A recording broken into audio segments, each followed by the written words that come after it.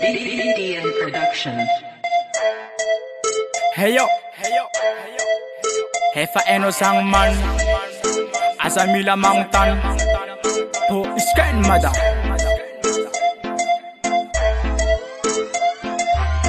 Mga tonga man ku lepari fitinya to mares kakara ponani efa eno sang kuna mana man preve rasta man boka fanda kursang mani atava ban vudino majal samangara kava far tuza sara pebe gala kuna tenga char azamenga chinza la famille jabi efa ketnan la famille jabi mga tonga ti tikanya ni feti simiadi efa eno zati ol chimirafi zande jaba viati zoku jabna va faratan sinyana nga tongati etu nyan bebe gala kunchi simiadi chimanga vakana tanura nanti bavi satya ol jaba ke samba la famille feti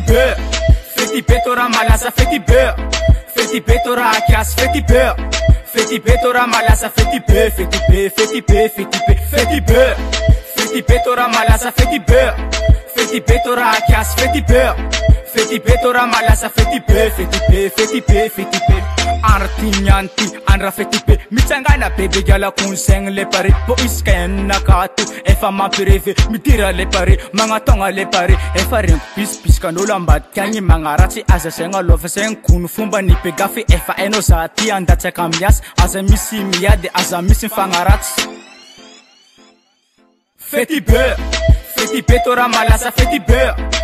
be tora akias feti be tora malasa feti be tora malasa feti be tora akias feti be tora malasa feti be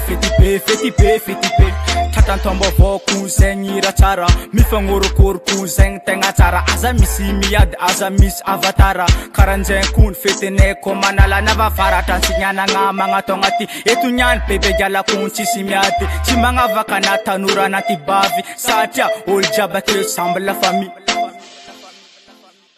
feti be tora malasa feti be tora akias feti be tora malasa feti be tora malasa feti be tora akias feti be tora malasa feti be